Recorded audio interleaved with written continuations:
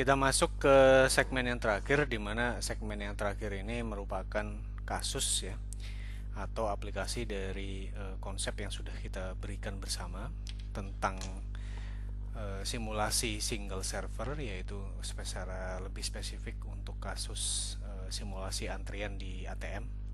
Kalau kita baca lagi, ini merupakan kasus dari ATM-nya itu, di mana ya ada pelanggan yang datang ke ATM dengan waktu antar kedatangan sebesar 3 menit yang berdistribusi eksponensial. Ini saya peringatkan sekali lagi, Anda bisa mengambil catatan Anda. Di sini waktu antar kedatangan dan waktu pelayanannya sudah diketahui secara spesifik, dia distribusinya eksponensial. Nah, namun dalam kenyataan tentu tidak semudah itu. Anda harus mengumpulkan data begitu ya, ataupun kalau data sudah terkumpulkan, Anda harus melakukan pengujian distribusi dan lain sebagainya ya. Jadi dalam hal ini harap dicamkan, ini merupakan simplifikasi ya. Tapi bagaimana kemudian kalau kita diberikan konfigurasi, ada yang datang dengan waktu antar kedatangan 3 menit, kemudian dilayani sebanyak 2,4 menit, distribusi eksponensial, Anda diminta untuk mensimulasikan dengan 30 pelanggan yang pertama. Nah, di sini Anda sudah diberikan bilangan acaknya, itu pun sudah merupakan kemudahan ya, karena kalau entah dalam ujian atau entah Anda mengerjakan sendiri, tentu saja Anda harus membangkitkan sendiri bilangan acaknya tersebut ya. Nah, nanti kita akan diperkenalkan sistemnya tersebut. Ada sistem untuk yang existing, ada pula sistem yang usulan. Nah, sekarang kita masuk ke sistem yang existing dulu, tapi sebelumnya begitu ya. Kalau kita lihat dalam hal ini, tentu saja kita memiliki beberapa asumsi ya.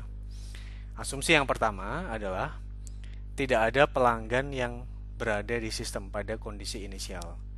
Seperti yang saya sampaikan sebelumnya, karena kita punya counter discrete-nya itu adalah K, maka biasanya yang digunakan untuk kondisi inisial tersebut adalah untuk K sama dengan 0 ya. Jadi pada saat K sama dengan 0 tidak ada pelanggan dalam antrian, atau antrian tersebut berada dalam status menganggur ya.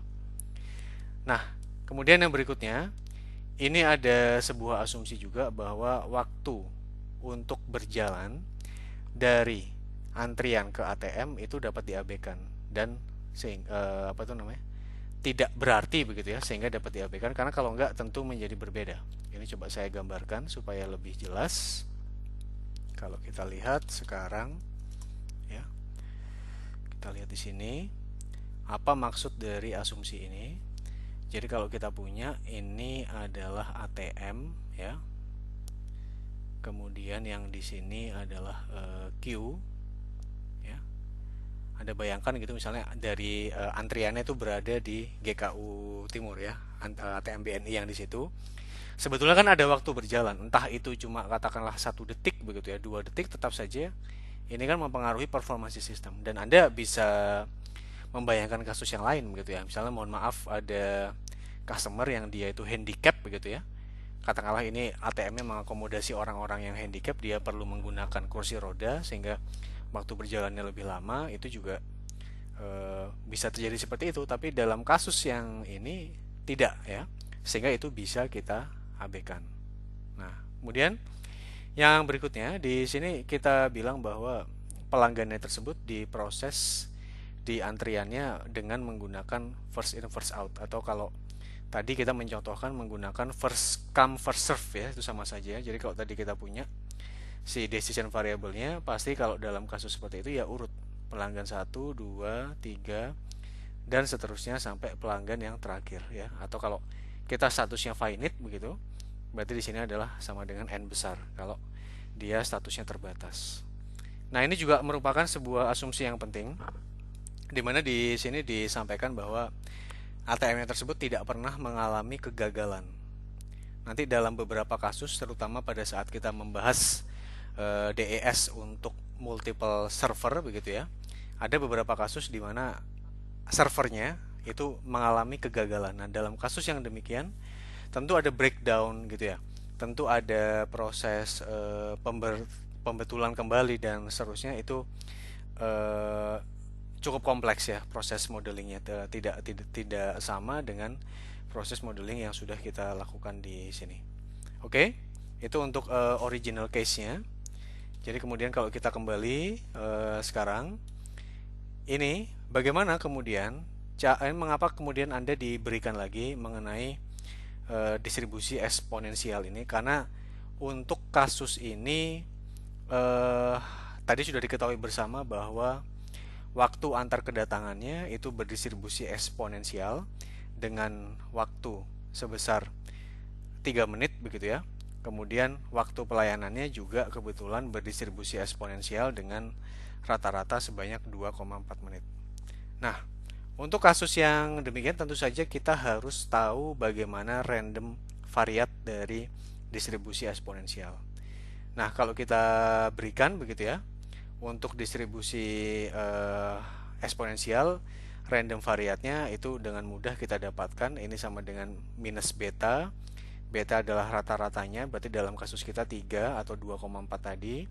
Kemudian logaritma natural 1 minus U ya. Nah, karena ini 1 minus U itu adalah antara 0 sampai 1 dan berdistribusi uniform, maka kalau Anda ganti dengan U juga boleh-boleh saja tentu saja. Nah, bagi Anda yang masih lupa begitu, dari mana cara kita mendapatkan apa itu namanya random variatnya ini, tentu saja yang perlu kita ketahui terlebih dahulu ini adalah probabilitas kumulatif atau kumulatif distribution function. Artinya ini sudah hasil dari integrasi ya. Dari hasil integrasi ini kemudian kita set begitu, sekarang ini sama dengan U. Jadi fxb kita ganti dengan U, yaitu bilangan random U besar ya. Maka U sama dengan 1 minus E dipangkatkan minus XB. Sehingga kalau Anda mencari X, berarti X itu kan tidak lain adalah random variatnya. Maka kalau dua-duanya sekarang saya logaritma naturalkan ya, tentu kita akan mendapatkan hasil yang seperti ini. Nah, dalam beberapa kasus yang nanti akan diberikan di kuliah simulasi komputer ini, tentu saja kita tidak hanya bekerja dengan distribusi eksponensial ya, tapi ada distribusi uniform, kemudian ada distribusi triangular, ada distribusi normal dan lain sebagainya. Tentu saja Anda harus mencari inverse atau menggunakan metode yang lain begitu ya untuk berbagai macam distribusi tersebut ya. Sehingga jangan hanya terpaku ini. Ini saya peringatkan, kalau ujian ya bukan berarti harus menggunakan formula yang tidak sama sekali ya.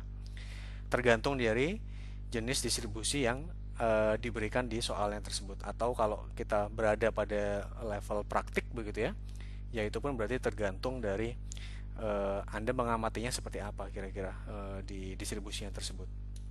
Nah, kalau kita lihat sekarang ini ada beberapa kasus begitu ya. Ini sebetulnya mohon maaf, ini maksudnya harusnya original and proposed case begitu ya. Kalau yang sekarang ya, kalau yang sekarang biaya mengantri tersebut diberikan charge ya sebesar 10.000 per menit. Nah, ini mungkin kalau Anda kritis begitu, ini silahkan mencatat begitu ya, bahwa ini tuh aneh gitu ya. Dari mana saya dapat 10.000 per menit? Ya tentu ini bisa jadi untuk mengeluarkan satu parameter ini saja Anda harus melakukan studi sendiri. Dari mana caranya? Ya, kita bisa berangkat dari opportunity cost. Misal begitu ya, kalau saya berada pada antrian bank begitu ya, ini yang saya alami sendiri. Kalau di bank ya ada di kampus kita begitu, karena antriannya lama, saya akhirnya memutuskan untuk berganti bank, paling tidak kalau untuk tabungan saya yang sifatnya untuk investasi begitu ya. Karena kenapa? Customer service-nya sangat-sangat lama gitu ya, sehingga membuang-buang waktu. Sehingga dalam hal itu saya berpindah bank, tentu saja sebetulnya bank tersebut menderita kerugian karena dia baru kehilangan customer, yang mana sebetulnya customernya juga ingin berinvestasi lebih begitu ya. Nah, kalau saya tetap berada di bank tersebut, tentu kan bank tersebut akan mendapatkan keuntungan. Nah, itulah yang disebut sebagai opportunity cost, dan dia bisa menghitung keuntungan-keuntungan tersebut untuk seluruh nasabah yang kasusnya seperti saya. Ya, dirata-ratakan, ditanya kemudian dia menunggunya berapa lama dan seterusnya, sehingga seperti yang saya sampaikan ini bukan hal yang mudah untuk bisa mendapatkan parameter biaya mengantri sebesar 10.000 per menit. Nah, sedangkan yang ini kalau biaya server ya sebesar 1,5 juta untuk setiap 30 pelanggan itu lebih gampang lagi, meskipun sebetulnya ini mungkin agak rancu ya, mengapa harus ada 30 pelanggan ya, katakanlah ini mampunya segitu untuk sekali pelayanan, tapi sebetulnya tanpa ini pun sebetulnya boleh-boleh saja, tidak harus ada keterangan begitu ini tuh harus melayani berapa pelanggan begitu ya. Nah, dari mana kita dapatkan biaya servernya? Kalau dia berupa ATM, rasanya tidak sulit. Baik kalau misalnya Anda membeli sendiri, berarti ya mencari harga beli dari ATM-nya tersebut berapa rupiah. Kalau ternyata ATM-nya tersebut nyewa, maka kita mencari juga berapa harga sewanya tersebut untuk ATM yang ada sekarang. Kalau itu berupa servernya tersebut adalah server orang begitu ya, yang mana orangnya tersebut adalah dibayar menggunakan apapun UMR atau apapun, ya Anda hitung dia bekerja berapa lama dan seterusnya. Nah, seperti yang saya sampaikan, justru kita di teknik industri terkadang nanti kalau Anda praktik Anda tidak terlalu menguasai bagaimana mengumpulkan ini. Nah, ini selain berasal dari memang pemahaman sistem nyata, kalau menurut saya ini sangat berasal dari kreativitas kita dalam melihat sistemnya. Jadi aspek dari creativity atau kreativitas itu sangat-sangat penting. Nah, kemudian di sini ada sebuah usulan yang baru ya. Ada sebuah usulan yang baru kalau Anda menggunakan server yang lain. Ya katakanlah kalau ATM ya mungkin mesinnya baru, atau kalau nyewa ya mungkin providernya baru atau apapun begitu ya. Di sini disampaikan bahwa server yang barunya tersebut dapat mengurangi begitu ya, dapat mengurangi biaya pelayanan, bukan mengurangi waktu pelayanan pelanggan sampai dengan 25%. Artinya dia 25% lebih cepat gitu ya. Tetapi trade off-nya di sini adalah Anda harus mengeluarkan biaya yang lebih mahal sebesar 2,5 juta untuk 30 pelanggan. Nah, di sini Anda harus mengevaluasi apakah lebih baik saya tetap menggunakan server atau ATM yang ada sekarang atau menggunakan ATM yang baru. Nah, seperti yang saya sampaikan, meskipun di sini kita belum diajarkan bagaimana proses inferensi ya, bagaimana proses nanti ada estimasi interval dan lain sebagainya.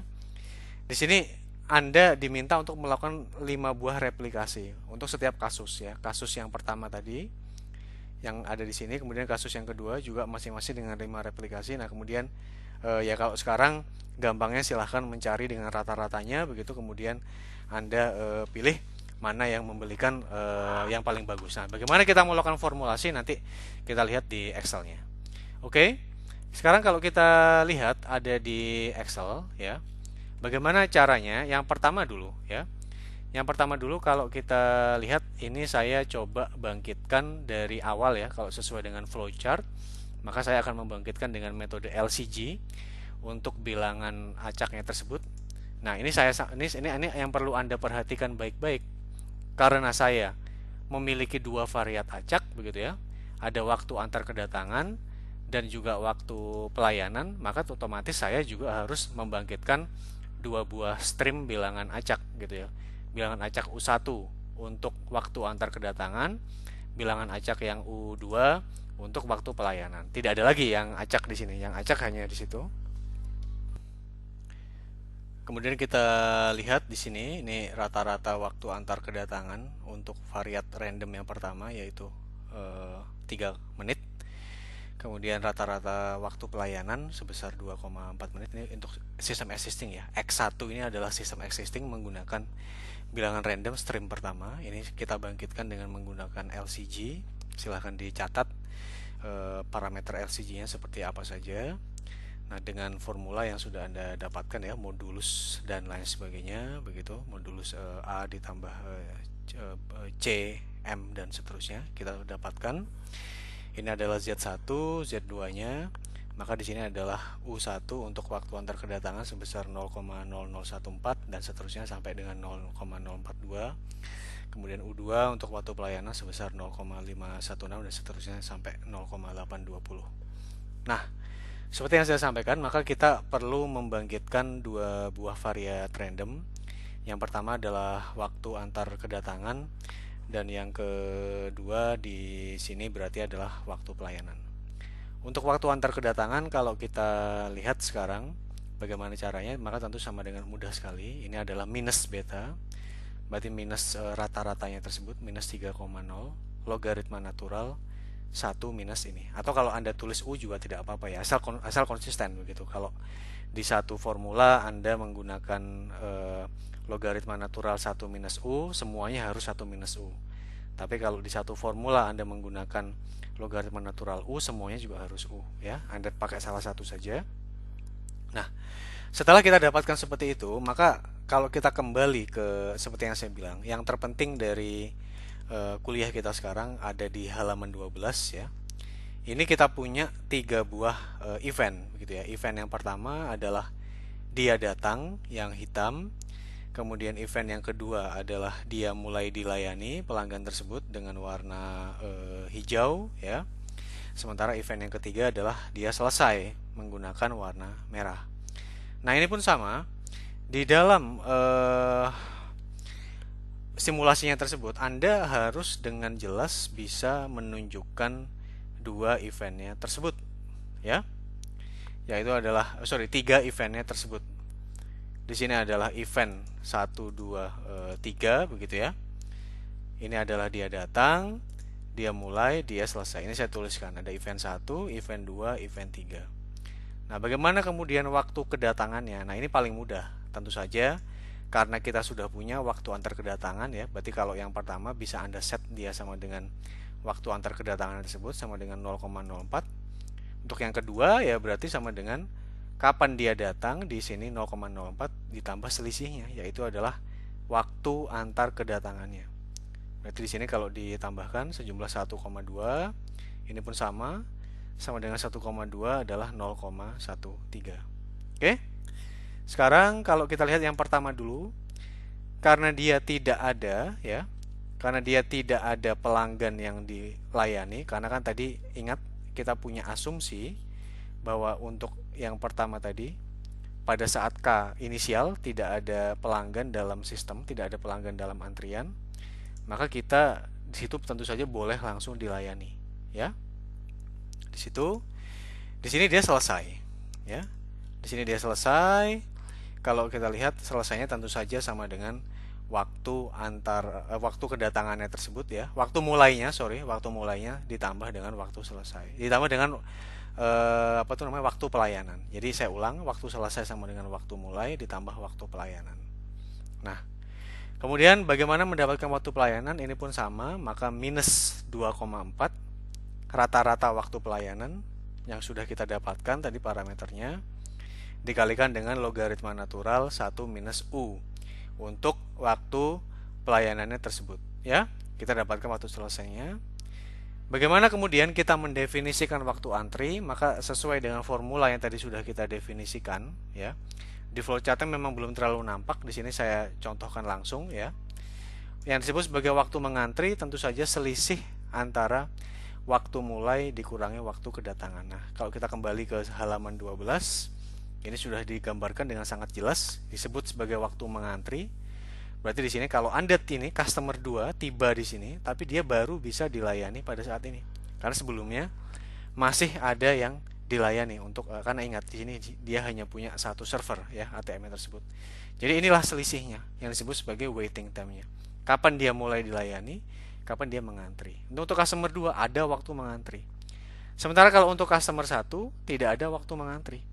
Karena dia datang di sini, saat itu pula dia langsung dilayani. Sehingga bebas ya kalau untuk customer 1. Kalau di contoh yang di slide ini. Sehingga dia waktu mengantrinya 0, tidak ada. Waktu dalam sistem berarti kapan dia datang sampai dia selesai, ya. Nah, kemudian kita lihat kalau untuk pelanggan yang kedua, di sini sudah terdapat beberapa perbedaan begitu ya. Kemudian kalau kita lihat di sini, waktu kedatangan 1,2 tentu ini dari tadi ya. Kapan dia datang yang sebelumnya ditambah waktu antar kedatangan 1,2 waktu kedatangannya. Nah, dia tentu saja tidak bisa mulai langsung dilayani di waktu 1,2 karena pada saat dia datang masih ada yang dilayani karena dia baru selesai di 1,78, persis seperti pada saat di slide. Dia datang di sini tapi pelanggan yang sebelumnya masih belum beres, sehingga dia harus menunggu. Otomatis kita bisa menggunakan ya, atau menggunakan max juga sama ya, maksimum antara 1,78 dengan 1,2 itu juga sama saja begitu ya. Atau kalau di sini jika dia lebih besar begitu ya, atau kalau mau Anda gunakan max, hasilnya akan sama ya. Setelah saya pikir-pikir lebih mudah formulanya. Maksimum seperti ini itu juga boleh-boleh saja ya menggunakan max tersebut. Maka kalau kita lihat di sini 1,78. Nah, kemudian dia selesai dari mana ya, sama dengan kapan dia mulai ditambah dengan waktu pelayanannya 4,58 tersebut ya. Nah, dalam hal ini tentu saja dia akan mengantri. Sebesar berapa mengantrinya? Dia baru mulai di 1,78, sementara dia sudah datang di menit 1,2. Jadi ada waktu dia untuk mengantri. Waktu dalam sistem sama, dari mulai dia datang sampai dia selesai. Nah, untuk yang selanjutnya sama, Anda tinggal mengikuti ya, tidak berbeda. Nah, pertanyaannya apakah pasti mengantri terus? Tidak ya. Nanti di sini kalau kita amati ada yang tidak mengantri. Pelanggan ke-13. Pelanggan ke-13 dia pelanggan ke-12 selesai di menit 30,50. Pelanggan ke-12 30,50 selesai, pelanggan ke-13 33,84 baru datang begitu, sehingga dia bisa langsung dilayani. Tapi kalau yang lain ngantri semua ya. Nah, kita bisa simulasikan sampai dengan 100 selama bilangan acaknya bagus ya, boleh begitu. Nah, di sini kalau kita lihat sekarang, kita bisa mengukur beberapa performansi dari sistem. Yang pertama adalah waktu pelayanan, ya tentu saja dia rata-rata dari waktu pelayanannya tersebut ya. Di sini adalah sama dengan 3,11 menit. Anda bertanya begitu, mengapa dia tidak persis sama dengan 2,4 menit? Ya, namanya saja juga bilangan acak ya. Pasti ada yang tidak sama, tapi kan masih mirip gitu. Waktu mengantri sebesar 7,18 menit kalau kita lihat di sini. Ini adalah waktu mengantrinya. Di situ Anda lihat cukup lama begitu ya. Bayangkan aja kalau Anda harus ngantri 7 menit di ATM, kan lumayan ya nunggunya.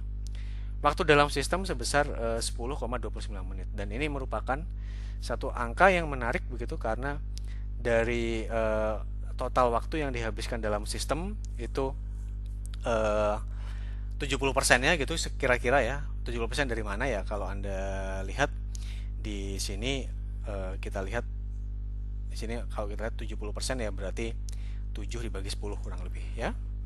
Nah, total waktu mengantrinya kalau kita jumlahkan, total waktu antri sebesar 215 menit. Nah, tadi kita disampaikan bahwa biaya servernya itu sebesar 1,5 juta, dan mengenai biaya apa saja yang ada ya tentu itu tergantung dari siapa yang memodelkannya. Di sini yang memodelkan hanya mengidentifikasi dua biaya, yaitu biaya server, satuannya rupiah per server, karena ini hanya ada satu server ya otomatis ini biayanya. Biaya mengantri sebesar Rp10.000 per menit. Maka otomatis biaya dalam sistem di sini bisa dengan sangat eksplisit kita dapatkan bahwa nilainya adalah 1,5 juta ditambah berapa lama dia mengantri dikalikan biaya mengantri per menit tersebut ya, atau biaya antri ditambah biaya server, sama dengan 3,654 juta. Nah, tadi di situ kita diperkenalkan gitu kepada kasus yang baru. Bagaimana kalau ada server yang dia bisa lebih cepat 25%. Kemudian, tapi dia biayanya naik dari yang awalnya 1,5 juta menjadi 2,5 juta. Nah, bagaimana kemudian cara kita mengevaluasinya? Nah, di sini kita lihat ini ada PR1, ada propose ya. Untuk replikasi 1 kan tadi kita sampaikan perlu dengan 5 replikasi ya. Nah, sekarang ini sama dengan 1,8 ya. Maka ini kalau saya tidak salah adalah 75% dari 2,4 ya, karena dia 25% lebih cepat begitu ya. Maka sekarang tentu dia lebih cepat, sekarang 75% dikalikan 2,4, maka menjadi yang awalnya 2,4 menit menjadi 1,8 menit. Nah, dari mana ini kita dapatkan ya? Ini sudah spek yang diberikan oleh kasusnya ini ya. Kalau Anda menyewa ATM tersebut ya kemungkinan dia berasal dari operator yang menyewakan ATM tersebut ya, kira-kira berapa cepat dia bisa menyewakan tersebut. Nah, Maka proses selanjutnya sama. Nah, di sini Anda sudah diberikan begitu ya. Di sini supaya kita bisa apple to apple, kalau Anda lihat dia sama dengan bilangan acak yang dipakai untuk sistem existing yang pertama. Ya, ini 0,014. Kalau kita lihat di sini juga, kalau kita lihat di sini, ini juga 0,014, 0,516. Ini pun sama 0,014, 0,516 dan seterusnya begitu ya. Nah, kalau kita lihat kemudian kita bangkitkan lagi waktu antar kedatangan, kita bangkitkan lagi waktu pelayanan, ya otomatis pasti sama waktu antar kedatangan dan waktu pelayanan yang ada di sini begitu ya. Oh, sorry sorry. Kalau waktu antar kedatangan pasti sama, tapi waktu pelayanan pasti beda ya. Karena kalau kita lihat di sini kan tadi kan rata-rata waktu pelayanannya kan sama dengan 2,4, sekarang menjadi 1,8. Kalau Anda lihat ini sama dengan 1,8, kemudian dikalikan dengan yang seterusnya. Anda bisa menghitung kemudian waktu kedatangan, waktu mulai, waktu selesai, waktu antri, dan sampai di sini kita dapatkan waktu dalam sistem, ya. Nah, kita bandingkan di sini adalah waktu pelayanan sama dengan 2,33 menit, waktu mengantri 2,34 menit, dan waktu dalam sistem 2,67. Sekarang kalau kita bandingkan begitu ya dengan existing 1. Nah, existing 1 adalah di sini kalau awalnya existing 1 ini sebesar 3,11 menit, di sini menjadi 2,33. Di sini menjadi 7,18, ini 2,34, 10,29, 4,7 turun ya, turun begitu. Total waktu mengantri kalau kita bandingkan sekarang atau kalau kita drag dari sini begitu ya. Sekarang ini saya hapus yang ada di sini. Nah, oke. Sekarang kalau kita bandingkan, saya bikin format yang sama supaya mudah dibandingkan ya. Total waktu mengantri kalau kita lihat ini adalah 215 untuk yang existing. Kemudian untuk yang baru sebesar 70 juga turun drastis. Biayanya pun turun ya, dari awalnya 3,6 juta menjadi 3,2 juta. Ini dari mana? Tentu saja kita dapatkan begitu ya. Di sini biaya mengantrinya yaitu sama dengan berapa lama dia berada dalam antrian tersebut. Kemudian ditambah dengan biaya servernya. Biaya servernya tentu saja lebih mahal ya. Awalnya di sini kalau Anda bandingkan, kalau kita bandingkan di sini dia 1,5 juta kalau yang di sistem existing. Sementara yang di sistem usulan sebesar 2,5 juta ya. Karena wajar pada saat kita ada server yang lebih cepat ya biasanya memang lebih mahal ya biaya pelayanannya. Nah, tapi di sini belum memadai karena ini baru hanya dari satu kali percobaan. Artinya kalau dalam simulasi begitu ya, kalau dalam sesuatu yang sifatnya random begitu, itu Anda bisa dibilang ya bisa saja orang berargumen bahwa Anda beruntung begitu mendapatkan kasus seperti ini entah dari bilangan randomnya atau dari faktor yang lain. Nah, otomatis kita harus melakukan beberapa kali replikasi. Nah, di sini Anda sudah diberikan bilangan randomnya ya yang ada di soal. Ini kita punya bilangan random, Anda simulasikan lagi. Anda lihat ini biaya sistemnya 3,5 juta. Kemudian ini ada existing 3 dengan cara yang sama, bilangan randomnya beda begitu ya. Anda dapatkan existingnya sekian. Begitu pula untuk yang propose begitu. Untuk yang propose di sini disarankan Anda menggunakan bilangan random yang sama dengan bilangan existing supaya bisa dikomparasikan. Nah, ini bilangan acaknya sudah disediakan ya. Kalau untuk yang replikasi 1 dan seterusnya itu Anda diberikan parameter LCG-nya karena Anda harus membangkitkan sendiri. Nah, kalau ini kita lihat ini summary-nya ya, menggambarkan kinerjanya. Maka kalau kita lihat ya, ini adalah rata-rata waktu pelayanan. Anda lihat ini kan bervariasi sekali ya. Dan nanti pada saat kita melakukan ini nanti perbandingan antara dua sistem, nanti pada sudah selesai UTS Anda bisa menggunakan ANOVA begitu ya. Tapi di sini seperti yang saya sampaikan tadi, untuk sekarang untuk menggambarkan keutuhan dari simulasi ini ya silahkan gunakan rata-ratanya, gampangnya ya. Nah, dari sini ini adalah replikasi 1 untuk existing, replikasi 2, replikasi 3, replikasi 4 dan replikasi 5. Di sini kalau kita rata-ratakan sekarang ya, untuk yang ini begitu pula untuk yang usulan ya, Anda melakukan yang sama, kita lakukan 5 kali replikasi. Jadi replikasinya harus sama untuk yang existing dan usulan. Dan nanti saya sampaikan bilangan acaknya sebisa mungkin pun sama ya antara yang replikasi dengan usulan. Nah, kalau kita bandingkan sekarang yang rata-rata waktu pelayanan 2, menit 14 menit, yang di sini adalah 2,85 menit ya. Kemudian waktu mengantri sebesar 2,7 menit walau untuk yang usulan begitu, sementara kalau yang sekarang cukup jauh ya, sebesar 6 menit. Ini artinya selisihnya cukup jauh antara waktu mengantri yang usulan dengan yang existing. Begitu pula kalau kita bandingkan waktu dalam sistem ya. Ini adalah 4,83, 9,52. Nah, artinya ini lebih bagus dari semua aspek begitu ya. Dari semua aspek lebih bagus sekarang begitu. Bagaimana kemudian dari total waktu mengantrinya? Ini adalah 80 begitu ya. Ini adalah 3,309 sekian. Ya, ini dari biayanya. Nah, tapi biayanya kenapa tidak beda? Ingat tadi ya. Di sini supaya gampang mungkin saya coba bikin ya. Ini existing, ini biaya server. Ini untuk yang existing. Ini kemudian untuk yang propose atau usulan gitu ya. Tadi kan kalau kita tidak salah, kita akan mendapatkan yang di sini sebesar 1,5 juta gitu ya. Di sini juga di sini 2.500.000 gitu. Nah, sekarang ini saya salah, harusnya di link ke sini semua. Sekarang kalau kita link, Anda tunggu sebentar ya. Ini kita link. Ini juga harus kita link. Coba saya pause dulu. Oke, semua sekarang sudah saya link begitu ya. Nah, sekarang Anda lihat ya, mengapa di sini tidak berbeda terlalu jauh? Karena Anda lihat memang biaya server begitu ya, antara yang existing dengan usulan itu cukup beda begitu ya. Tapi kalau dia nilainya 2.500.000, di sini disimpulkan bahwa saya masih mending untuk milih sistem usulan gitu, karena biayanya rata-rata lebih kecil meskipun tidak signifikan ya, perbedaannya cukup marginal. Nah, sekarang seberapa jauh ini bisa Anda pertahankan keputusan ini? Katakanlah kalau dia menjadi 3 juta begitu, katakanlah ya biaya servernya.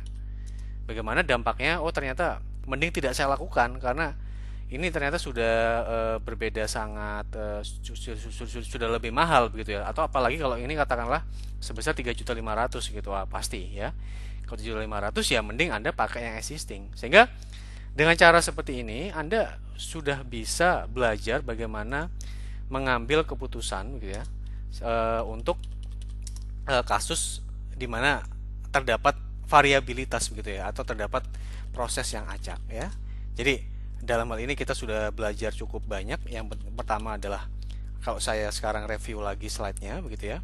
Anda sudah belajar dari mulai yang pertama kita lihat ya, dari agenda, dari mulai konsepnya, bagaimana memodelkannya, dan yang terakhir kita sudah belajar case-nya di mana kita sudah bisa membandingkan dengan sistem usulannya. Tapi ingat, mengenai proses berapa kali replikasi dan lain sebagainya itu belum kita bahas secara mendetail, akan kita bahas secara UTS. Oke. Untuk kuliah minggu ke-6 tentang simulasi kejadian diskrit untuk satu server dapat diakhiri. Assalamualaikum warahmatullahi wabarakatuh. Selamat pagi, selamat siang, atau selamat sore.